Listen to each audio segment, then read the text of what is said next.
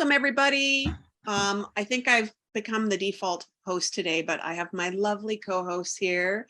So we have the gorgeous Carla Wiersma, the beautiful Patricia de la Garza, the amazing and astonishing, and especially for so early in the morning, looking fresh and lovely Susan Owens, and I'm Monique Attinger, and we are going to talk oxalate this morning. So just to remind everybody, this is an educational session. It's really so that you can start to learn. It'll be as current as it can be based on our knowledge at this point in time. Whenever you have a problem, be sure to seek out, the correct medical support. Talk to your doctor or your primary care physician. And we're here to help you have more understanding in general. If you need one-on-one help, some of the lovely faces you see here are taking independent one-on-one clients. So you can reach out, and you can reach out either to us as individuals, or we do have a common email that we'll be sharing called lowoxproject@gmail.com, and you can send questions there, and we will be helpful and happy to get you to the right one of us, or find out how you can get the support that you need. So with that said, Susan, I think you said you wanted to say something or ask something, or oh, you were frozen for a second. You wanted to say something, Susan? No, I was just frozen for a while. I was trying to get it where the visual stuff wasn't so weird here. I don't have good lighting here. Yeah, you do. That's good. Yeah, I've got a lamp. Anyway, Not where I'm usually. So I'm going to suggest, because it is one of those questions that we get often, that we start with this whole business of when you take calcium or other minerals, the timing, the rationale, maybe different forms, and the never-ending urban legend of, oh, we can't take vitamin D, right? So what we want to do is kind of put that urban legend to rest about not being able to take vitamin D, and instead, kind of put that mineral piece in some context for everybody. May I say something just very quickly, just to welcome everybody, and just to remember to remind everybody that this is going to be posted on the YouTube video. And so if you do not want your face to be on our YouTube video, you just need to cut your camera, and then it will only be us. If you open your camera, then your face and your name will be on the video. So it's your choice. If you want to join us with open camera, that's fine. If you don't, that's fine as well. We know that you're there. We can see everything on the chat.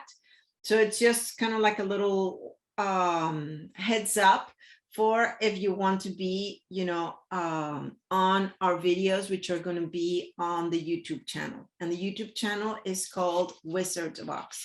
And this recording will be posted sometime today as well. Sorry, now back to the question. Okay, so minerals. Does anybody in particular want to start here, or can I start my question that I usually answer somewhere on our group once a month, where people say, so I can't take vitamin D, how do I handle that? Or they say, I've heard that we can't take vitamin D, and then we can kind of pick up the whole mineral thing as we go too.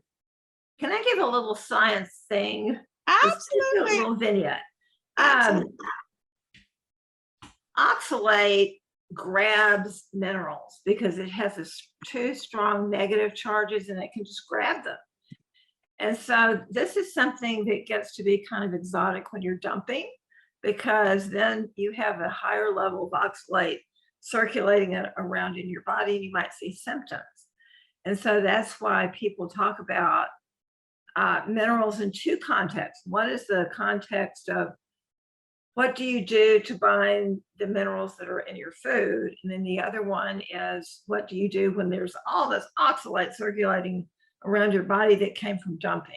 So both of them create situations, but you know, we talk a lot about calcium and magnesium, but those are because they're so normal. And, you know, your cells use that kind of signaling all the time. But it really binds all minerals to some extent, but not all minerals are in everywhere where you're concerned about them encountering oxalate. So the reason that we concentrate the most on calcium and magnesium is that there's been a lot of study of that. And our own Dr. Liebman, who does our testing that Monique knows really well, he wrote a really good study a few years ago. Well, actually, it's probably a lot of years ago now, but where he was comparing the beneficial effects in not absorbing oxalate of magnesium and calcium. And he found that they were kind of equivalent. So if you're having problems with one of them, then try the other one. And so with that, that was just my little introductory vignette. Perfect. And if I can just slide in there, because we do end up Yes. talking a lot about vitamin D and calcium and whether or not that's okay and which minerals to use. And I know Carla's got some thoughts on this as well. But the thing that people get confused with is that we will recommend, if you want to have calcium and oxalate meet up and bind in the gut and leave the body without being absorbed, because that's the research that Dr. Liebman was doing, was using calcium and magnesium to bind oxalate in the gut. What you want then is you want to encourage the calcium to remain in the gut, which means that we'll often suggest that the calcium supplement that you take, if you want to encourage binding, not have vitamin D in it.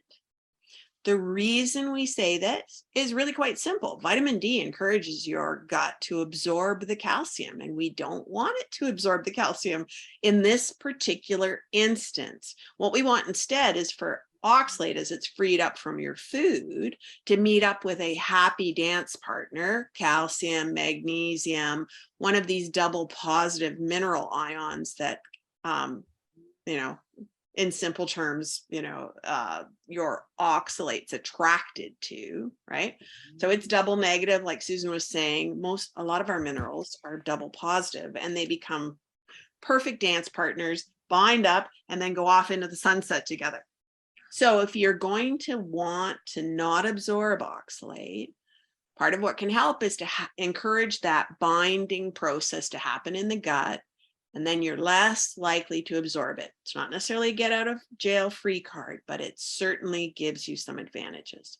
So then you don't want to be taking your calcium or your magnesium or some other mineral with cofactors that encourage your body to absorb that mineral, because you're trying to leave it in the gut. That's the only reason that we talk sometimes about not taking vitamin D. We're talking about not taking it at the same time as you take the calcium to try and leave that behind in the gut to meet up with your oxalate. Now, that said, Susan's absolutely right. Magnesium was just about as effective as calcium. And so my rule of thumb for myself and in my family has been, if you're prone to loose stool or diarrhea, use calcium. If you're prone to constipation or slow motility, use magnesium. It's a great way to get the benefits of binding and work with what your digestive tract's like. So my mom tends to be loose, so I give her calcium if she's going to be using minerals to bind. I tend to be constipated, so I use magnesium. And so that's a really simple rule of thumb as to perhaps how you're going to bias minerals that you're going to use to bind. And now that's a completely different topic than minerals that you want to absorb. And I'm going to let Carla take over because we were talking about this and she has, you know, so it's top of mind for her. So I'll turn over to you, my friend. Oh, thank you.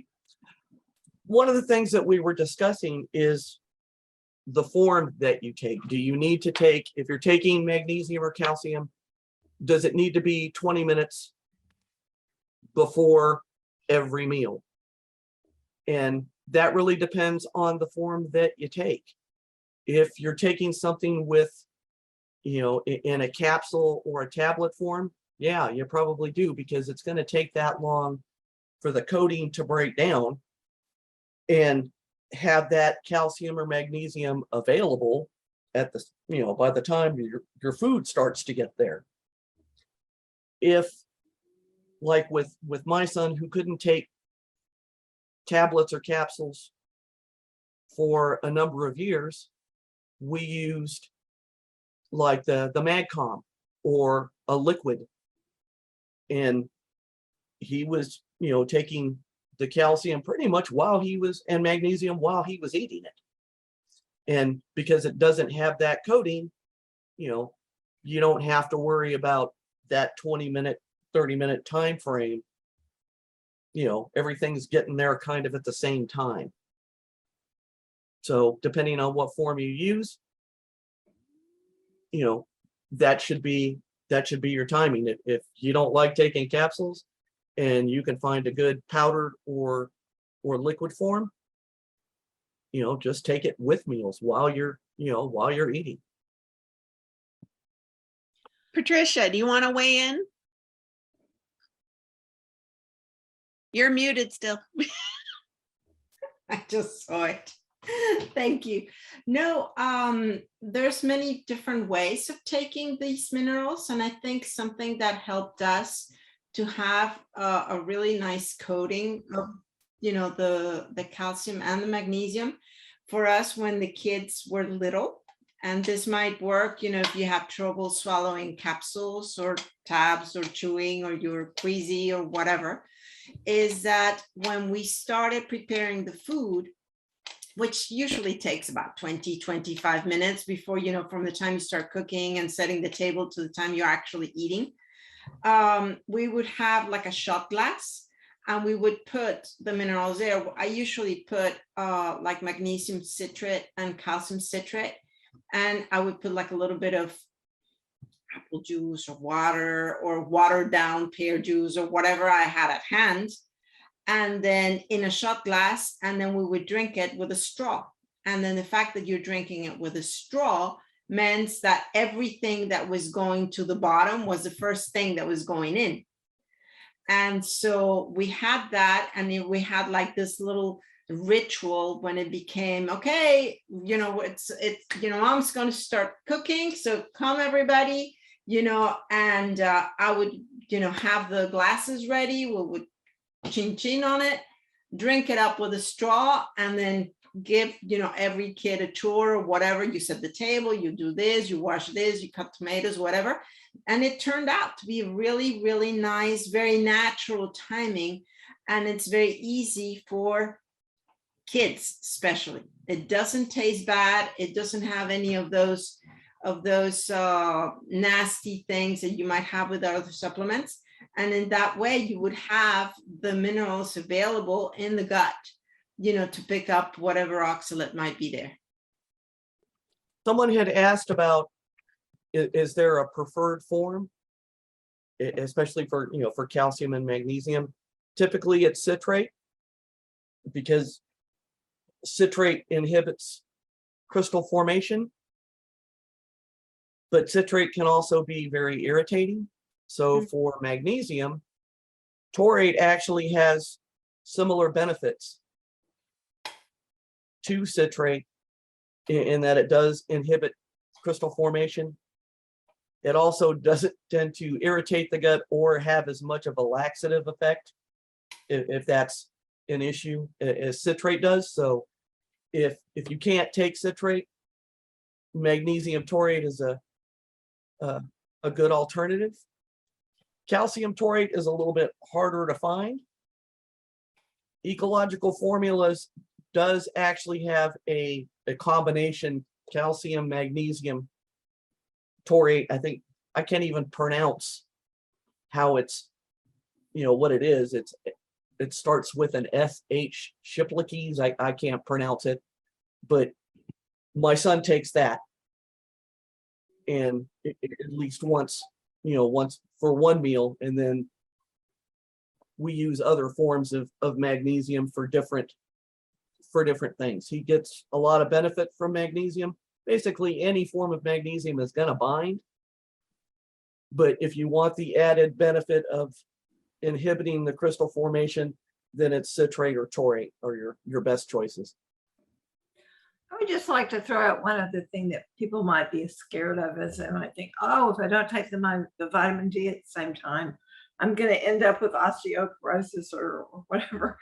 One of the amazing things that I found early in our project was I found out that scientists had determined that 80% of the calcium that we eat stays in the body, in the stool.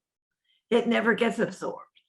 And so, we're kind of shaped a little bit by advertising and things like that, because if you live in America, the American Dairy Association, I'm sure there's certain similar organizations in other countries, but they made a big deal of saying, oh, our milk is better because we add vitamin D. And then everybody got it in their head, oh, okay. And then they talked about bones. So everybody thinks vitamin D, bones, osteoporosis, et cetera, et cetera.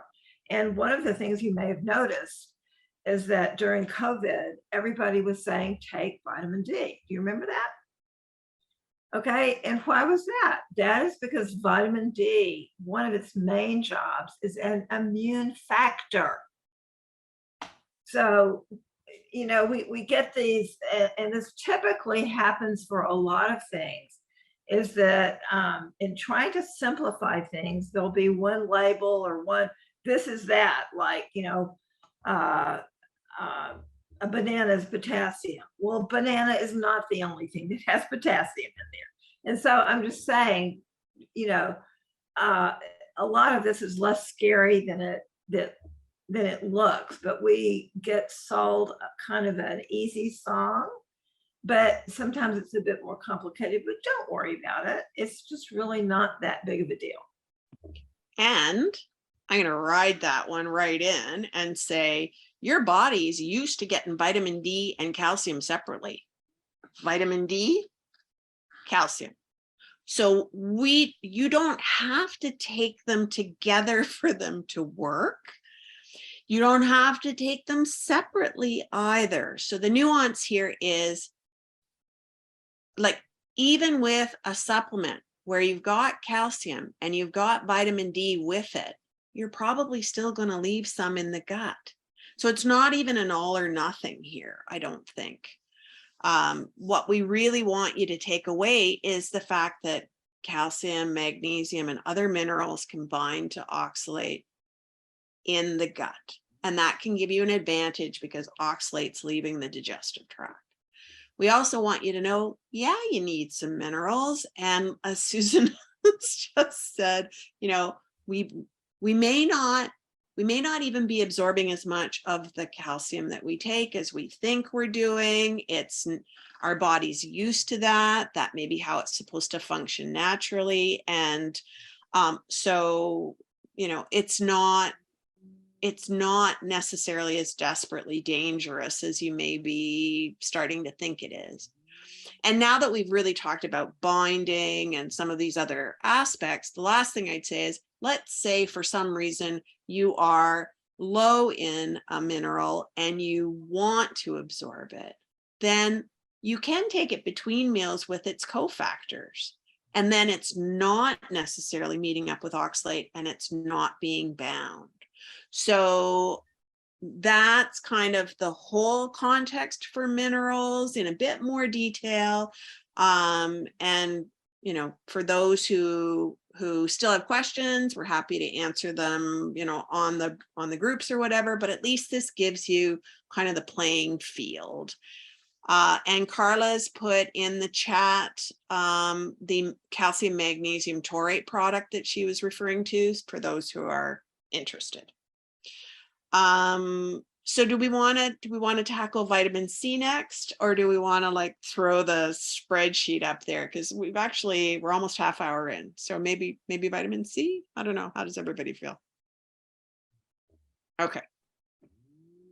All right. So Susan is the one who I learned this from, because I remember when I first came to the group, I was taking about 5,000 milligrams of vitamin C a day. I'd been doing that for a very long time. I'd gone through periods where I'd gotten vitamin C infusions and even had really, really high dose that I'd just taken on my own. And I remember bumping into a post which was talking about 250 milligrams of vitamin C a day for an adult.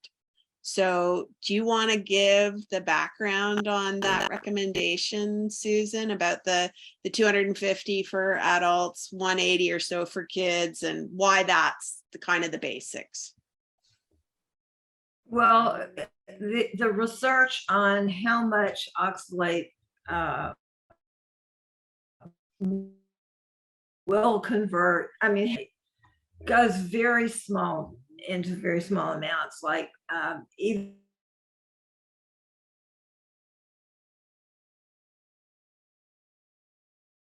Oh dear. Okay, we'll have to see if, oh, sorry, you broke up and froze up. So, oh dear. Oh, all right, let me try it again. okay.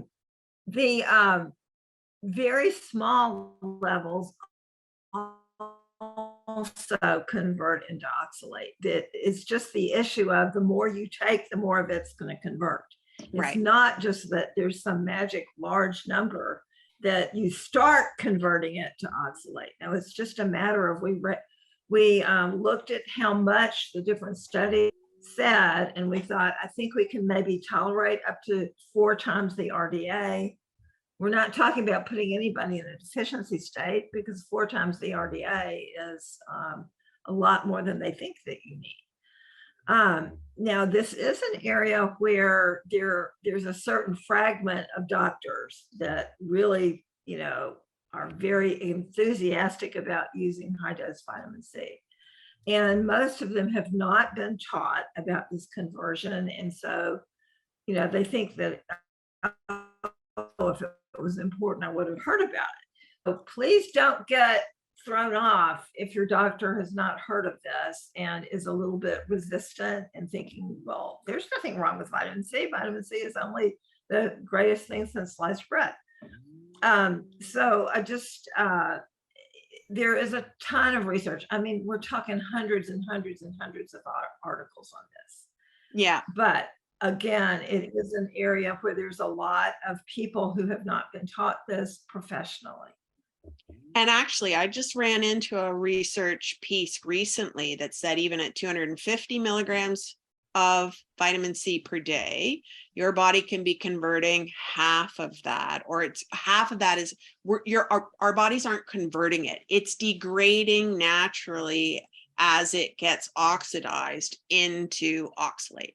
And so when you think about how carefully some of us are managing our diets, if there's 125 milligrams of oxalate coming just from the vitamin C you're taking in a day, that's actually a pretty considerable amount. So, in terms of 40 to 60 milligrams of dietary intake a day being low, and 61 to 100 being medium, 125 would actually put you in the high oxalate intake from a dietary standpoint. So, it really does speak to how vitamin C is been subjected to this idea, if some is good, more is better. And that's not always true. We really want our own sweet spot for how much vitamin C makes sense for us.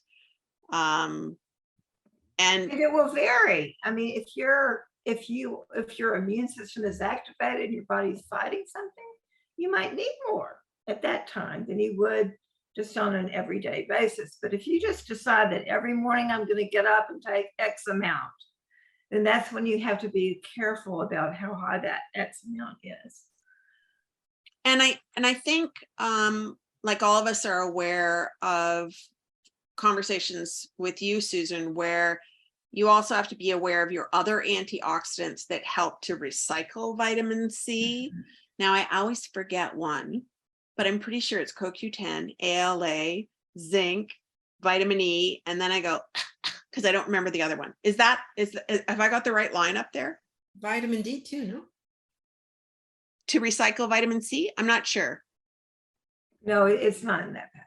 I mean, the one that I have that's kind of a sort of repeated theme, it's not there. But CoQ10 is one of NAC, I believe. And What? N-acetylcysteine. Is that one of them? them. Can't remember. Glutathione. Ah, thank you. Glutathione. I'm sorry, I don't Okay. have that Not that chart far. handy for everybody, but it's been posted on our group a lot of times. And that really is important because if you're clearly, they've done all kinds of studies, the more in oxidative stress you are, the more of the vitamin C is going to turn into oxalate. Well, why are the doctors saying take the vitamin C in higher doses? Take it to bowel tolerance. That's the word that I've heard a lot of times. So Lots just of times. take it and take it and take it and take it until you get diarrhea. That is not a good idea. Well, that concept was presented by a Dr. Cathcart. And I had the privilege of talking to him for about an hour and a half, about a year before he died. And so I felt like my mission was to try to figure out, how to kind of come to terms with what he was saying and what the literature on oxalate was saying. And really, the more I talked to him, he seemed to be almost, he didn't want to talk about the science side. And that really puzzles me because, he is so just admired by so many doctors for, having this thing about the bowel tolerance. And really, it was not that he knew or anybody knew what it was actually doing. So I think one of the things that we have to wonder about is maybe when you reached bowel tolerance, that was when you started dumping, because we didn't have that terminology back then, not even when I had this conversation with him. And we don't know. And simply, this was done so many years ago. I mean, we're talking, he knew Linus Pauling, and you know how long he's been gone. He was a 2 times Nobel laureate, Linus Pauling was. And so this is why, it was kind of work done that was a long time ago. And I see this tendency that people, admire somebody a lot, and then what they did a long time ago doesn't get re-examined.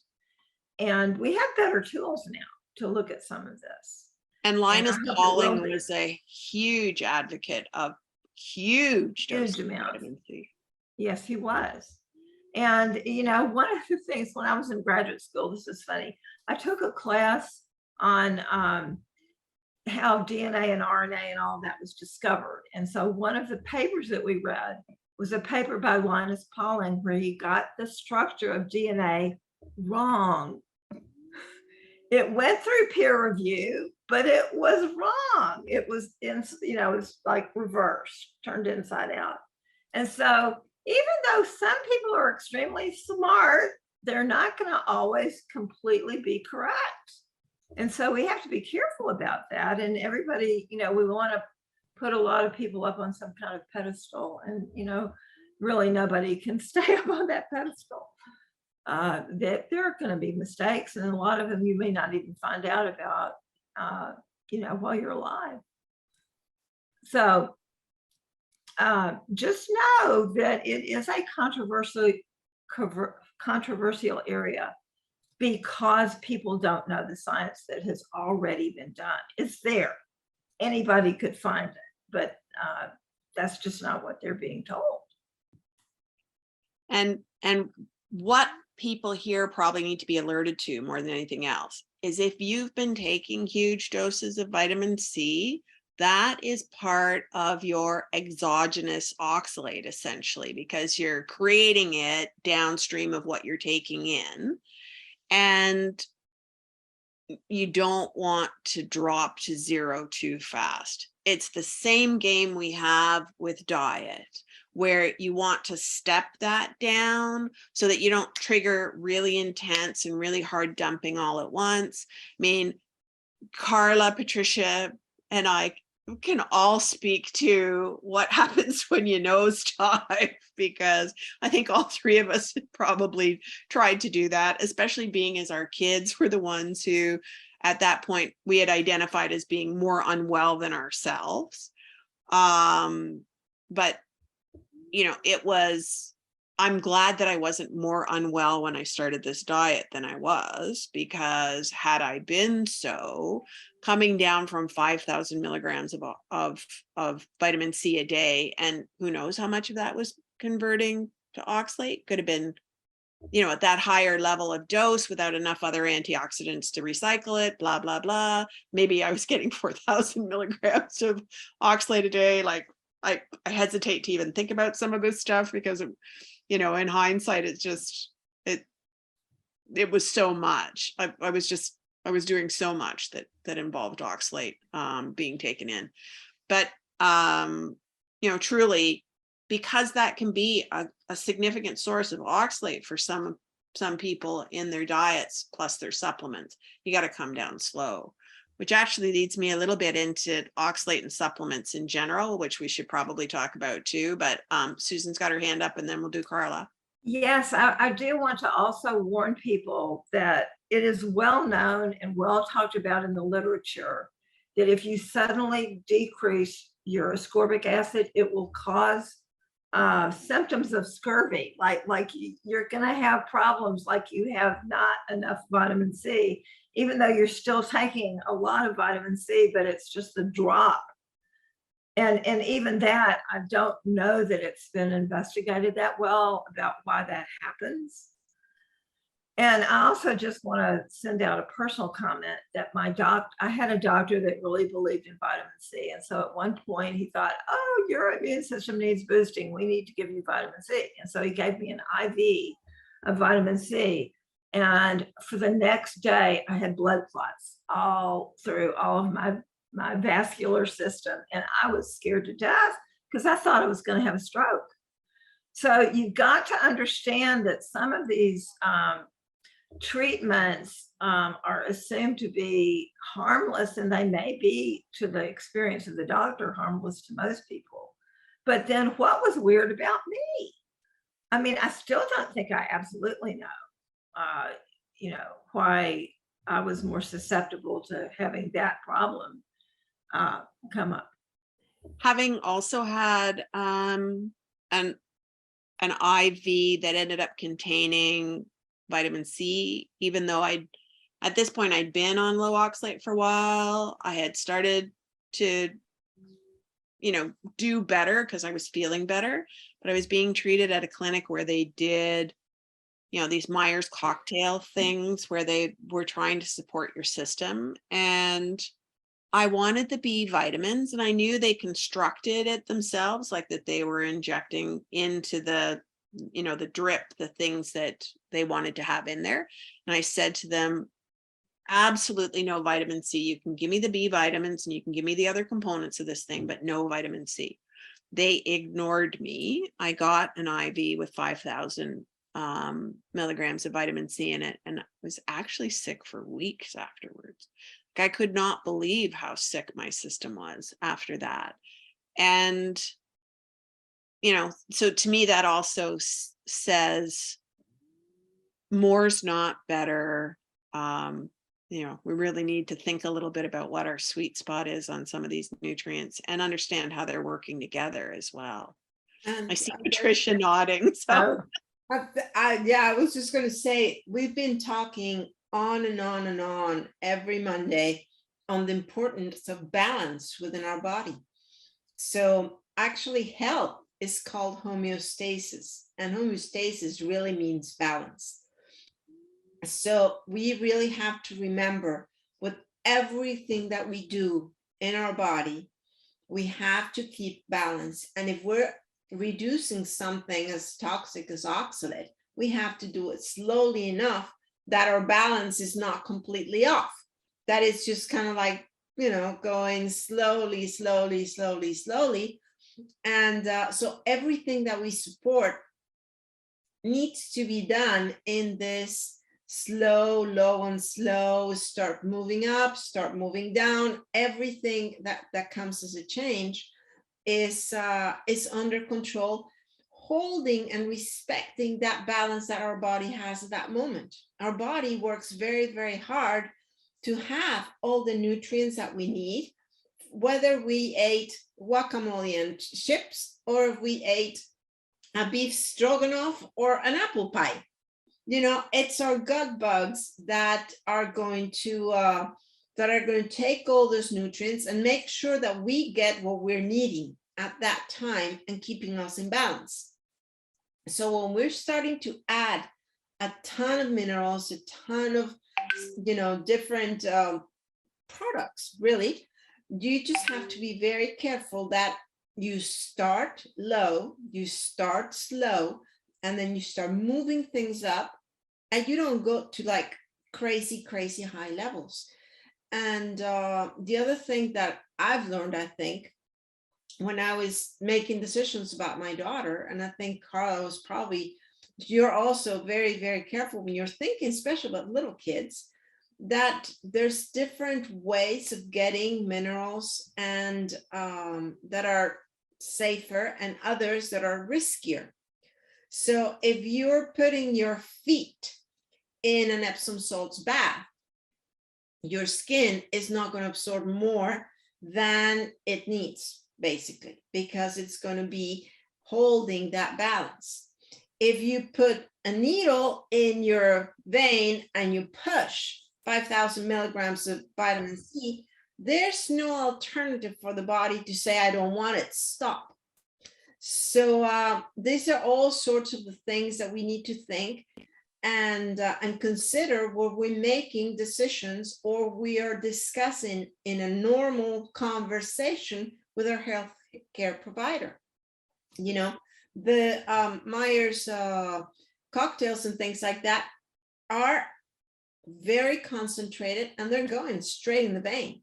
So there you have very little possibility to adapt, and you are not using the normal ways of functioning in the body. You don't have your flora, you don't have, you know, different matching mechanisms. Yes, Susan. I have two experiences that I would like to share about the Myers cocktail. One was my daughter when she was pretty young, that her doctor thought she needed that, and we did that. And she went into it was a well visit. It was not a sick visit. But the doctor said, oh, well, we need to boost your immune system. So let's give her a Myers cocktail. And she was so sick that she could not go to school the next day. So, I mean, we're moms. I mean, all of us are mothers that are in the Wizards of Oz. And so we have seen it with our own little eyes about when something that was supposed to be something good for our kids. Uh-oh. Can we get the echo? There we go.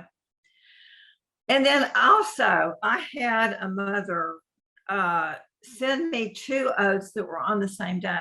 And I said, well, why are you doing this? And this was retrospectively. I had nothing to do with ordering it or any of the circumstances, but I was just looking at the data. And so one of the things that happens when you are tangling with the operation of the kidneys is that it can change the secretion of creatinine. So in this case, after the Myers cocktail, the creatinine change level in ratio to everything else changed 3-fold. So it made everything look like it went down. And so if you looked at all the levels, it looked like it went down to nothing. And but with adjusting it, I could, center it. And when I did that, I realized, oh my gosh, the oxalate level in 10 hours from the first oat to the second oat had changed 44-fold for this child. And another thing that I want you to know is that scientists have looked at this, and the half-life of this conversion of ascorbic acid into oxalate is 12 days. So in 12 days, half of it's converted. Whatever else is still in your body is going to take even longer than that to convert. So one of the big mistakes that, doctors were taught, and I'm not blaming them for what they were taught, that's just what they were taught. But they were taught, oh, well, you look at the next day, you look at the secretion the next day. But since then, scientists have examined this and found that not that much converts on the first day. And so if the doctor is just going, well, I've already done testing and I know only such and such converted, there's a problem with it, because they have to test it out for like a month to really know how much converted. That makes sense? Yeah, that makes a lot of sense given my experience with this Myers cocktail, and what the impact was, and how it went on for the amount of time that it went on. Like I was flabbergasted, that it was, if it's taking 12 days just to get kind of halfway through it, then that explains why it was like several weeks. I think I was sick for about a month before I really cleared it. And one of the problems is that the doctors tend to use these treatments on people who are already pretty sick. I mean, really sick. I mean, who's going to spend that kind of money and any visits to the doctor's office unless you're really, really sick? And the problem is it gets very complicated in trying to separate out, are you staying sick because of the type of treatment you're getting, or are you staying sick because you're still ill with whatever got you there in the first place?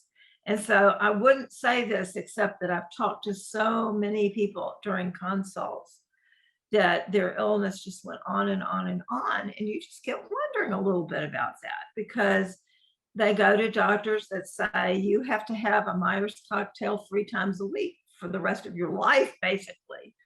And, I don't know what's happening, and I don't think they know what's happening, but they're not doing testing of, what would reveal a problem.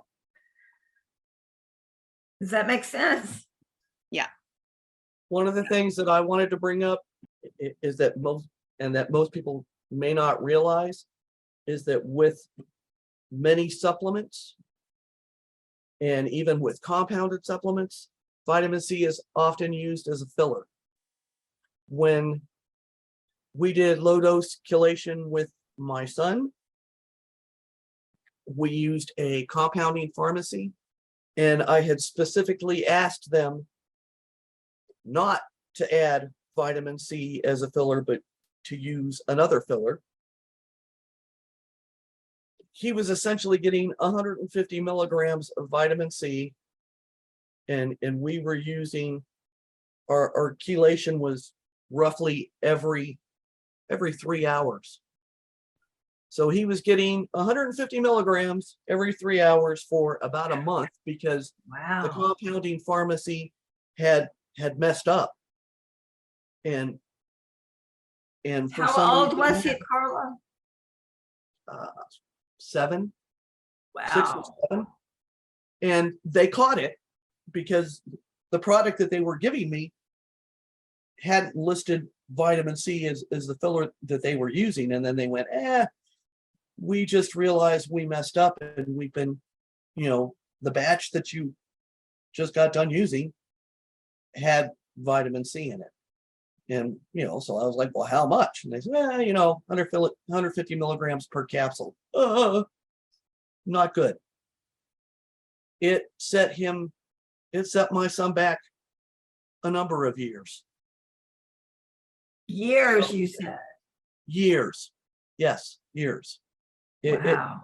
Yeah, we had we couldn't figure out why he suddenly started regressing.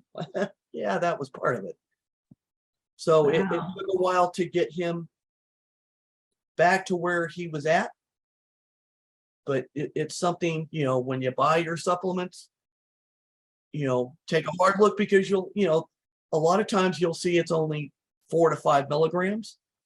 But that, depending on how often you're taking a particular supplement, and if you happen to be taking 3 or 4 different supplements with 10 milligrams here, 5 milligrams here, 20 milligrams here of vitamin C thrown in because it's either a cofactor or being used as a filler, that adds up. If you happen to be giving, your kid 150 milligrams or 180 milligrams of vitamin C a day. So, one of the things that I decided to do was we were going to stick with food-based sources of C, strawberries, a little bit of orange, a little bit of citrus. Broccoli actually has a little bit of vitamin C, as do your peppers. Decided to stick with that. I looked at all the supplements that he was taking and really took a hard look to make sure that, there wasn't any vitamin C, or if there was, we were talking 5 to 10 milligrams. Found out there was 1 or 2 supplements with about 15 milligrams of vitamin C, and went, yeah, you know what? That's what we're going to stick with. And just made sure that any of the That's right. didn't have vitamin C in there. Oh, I'm sorry. You froze up, so I didn't realize you weren't through. I just want to say that if you are looking at what's going on in your life and you're going like, my goodness, what changed? If you're finding that you're not doing well suddenly and you just introduced a new supplement or something like that, then look at it, especially if it's one of these combination products, because a lot of them will say proprietary blend or something like that there. And that could be anything. And you have no information at all about, well, how much Swiss chard is in there, or you just don't know. It might have something that's extremely elevated in oxalate, you just don't know about it, or it might have a lot of vitamin C in there, and everybody thinks, oh, well, if it has vitamin C, that's great. So if you see a problem, then start looking at what you just changed, and then try to back up a little bit and just be a little bit scientific about it. Like, okay, then we're going to try it with or without and see what changes. Okay, we have 5 minutes before we're top of the hour. We have a question which is sitting in the chat, which says, can taking B1, B6, B7 to try to help an endogenous oxalate issue cause diarrhea in a person that is typically constipated? I mean, I don't know if we've got enough time to talk about, B1, B6, and B7 that I usually call, the 3 musketeers, because they seem to be the ones that are, most often related to oxalate. But I don't know. Anybody want to throw in a little here? Well, biotin tends to constipate, and magnesium is a cofactor there. So you might want to look at how much magnesium you're taking, and maybe adjust that a little bit. I mean, we found the opposite, with biotin with my son. He was extremely constipated when we first started the diet. We could only take 100 micrograms of biotin for a long time without making the constipation worse. And so that might be something to consider. How much magnesium are you taking? And B7 is biotin, just for anybody who doesn't know the equation there. Anyway.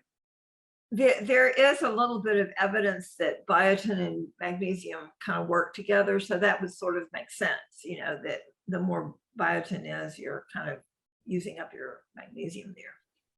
And when it comes to things like oxalate dumping, what I'd say is whatever you are dealing with, if the oxalates come from your diet, your gut's kind of ground zero. I mean, Patricia was alluding to this a bit with, discussion about how the gut microbes help your body to keep homeostasis. But from an oxalate standpoint, it's not even just, what they're doing for you, or, well, it is to some degree. Let me backtrack. The gut's ground zero, because if you're taking an oxalate here and then it's the first part of you that's being exposed is the gut, right? Because you've taken in the oxalate orally. So if you're taking supplements to try and handle the things that are happening to you that, look to be related to oxalate, it's not going to be a surprise from my standpoint to see some level of gut symptoms going on, especially if the supplements you're taking might be helping your body to move some oxalate. So, I don't know that we can say, why diarrhea when you typically have constipation. That's kind of something that you might need to talk to an individual about, but it's more that you can't be surprised about symptomology in the gut when the gut's really taken the brunt of oxalate in terms of first exposure and from one end to the other. At least that's my experience. Susan. I just wanted to explain that one of the things the scientists figured out is that there does seem to be a process when oxalate is elevated in the blood for the body to secrete that oxalate from the blood into the gut. And so when it does that, yeah, that is the reason why it would suddenly go up. And yeah, really good catch. Because, we do talk on the group about how oxalate's leaving the body, and while you ultimately have to excrete it, like secretion back into the gut was an eye-opener for me. I remember when I first read about intestinal stones, and I went, intestinal stones? And then, that was a real eye-opener, that we can actually be trying to dispose of it that way. It's not just the kidneys doing all the work, but this gut secretion is a big deal. And in general, that's a pretty big concept, because the training of the physicians, and again, I'm not blaming them. I met the people that, told the rest of the physicians what to know about oxalate, and they were all kidney doctors. And so they were not thinking that oxalate went anywhere else except the kidneys. And then when I went into the medical literature and started looking at this, I thought, goodness gracious, there's descriptions of it all over the body. So sometimes these things kind of get perpetuated kind of as myths, and they have a really strong following, because that's what people heard, and they just figured out what they heard was correct. Yeah. So we've got another question that came into the chat. I'm going to hold that one for now. We can add it to our growing list of things that we have that we're working on in the background. Last words, Patricia, I'll give you first shot because you haven't said as much as the rest of us. That's fine. No, it's been really interesting. I guess just to conclude, my little chat, before, you just have to listen to your body. This oxalate leaving your body process needs to be done at the level your body can handle it. It's not faster is better, or let's get it all out tomorrow. You have to really listen to your body, and you have to, respect it and give it the elements that it needs to do its job. It's going to do its job, and it's going to do its job exactly in the best way possible, because you have to remember it's an incredibly complex machine. So whatever is coming in, you might be taking, I'm just going to say something as an example. You might be taking biotin because you want longer nails. and it might be going into some place completely different from your nails. And you might say it's not working because my nails are the same. Well, no, because you have a bigger need somewhere else.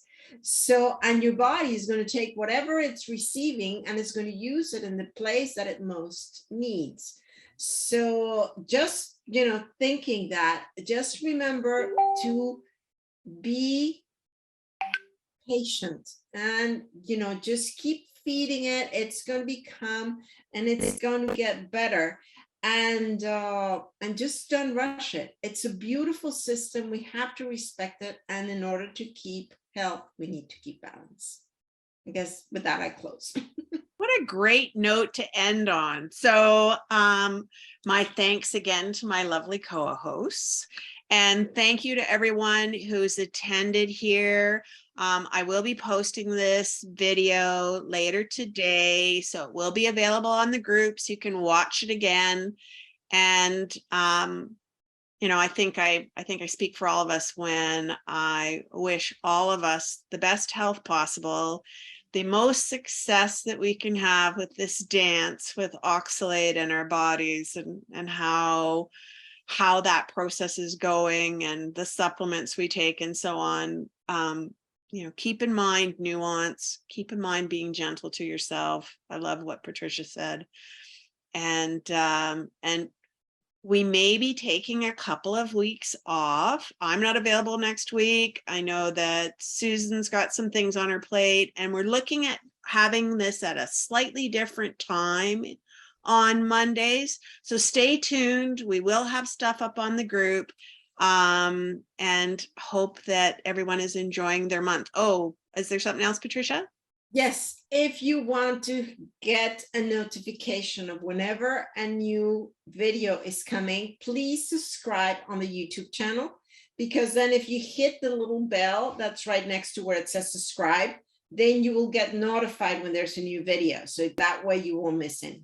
Yeah, great way to keep up to date with what's going on in this group, and get a chance to have the wizards talk to you once a week. So again, thanks everyone. I'm going to be posting this later, and have a great day.